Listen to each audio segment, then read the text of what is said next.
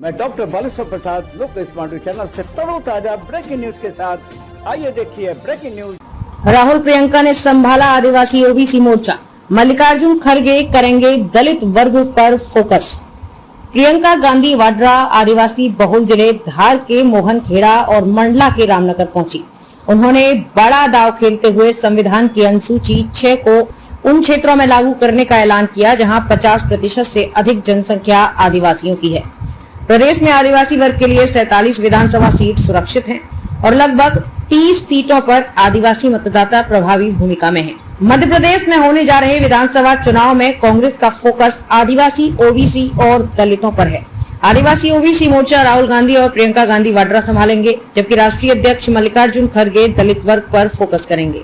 इसे ध्यान में रखते हुए इन नेताओं के कार्यक्रम बनाए जा रहे हैं। राहुल गांधी पहले अन्य पिछड़ा वर्ग बहुल काला पीपल विधानसभा क्षेत्र के पोलाय कला और फिर आदिवासी बहुल शहडोल जिले के ब्योहारी पहुंचे, जबकि प्रियंका गांधी वाड्रा आदिवासी बहुल जिले धार के मोहनखेड़ा और मंडला के रामनगर पहुंची। उन्होंने बड़ा दांव खेलते हुए संविधान की अनुसूची 6 को उन क्षेत्रों में लागू करने का ऐलान किया जहां 50% से अधिक जनसंख्या आदिवासियों की है। प्रदेश में आदिवासी वर्ग के लिए 47 विधानसभा सीट सुरक्षित हैं और लगभग 30 सीटों पर आदिवासी मतदाता प्रभावी भूमिका में हैं। पिछले चुनाव में कांग्रेस ने 30 सीटें जीती थी और इस चुनाव में प्रदर्शन को दोहराने के लिए प्रयासरत है। मध्य प्रदेश में अनुसूचित जनजाति की जनसंख्या 2011 की जनगणना के अनुसार 21.1% है।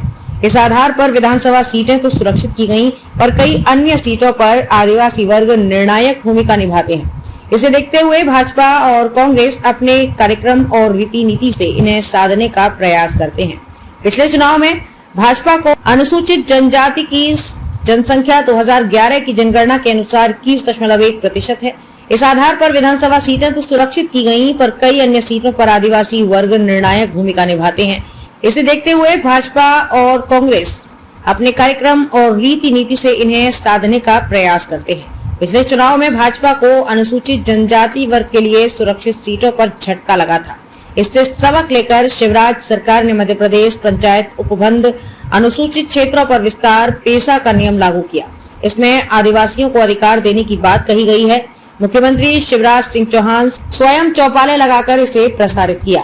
वहीं कांग्रेस ने स्वाभिमान यात्रा निकालने से लेकर कई कार्यक्रम चलाए। हालांकि आदिवासियों के बीच में काम करने वाले जय युवा आदिवासी शक्ति संगठन सहित अन्य संगठन इनसे संतुष्ट नहीं थे।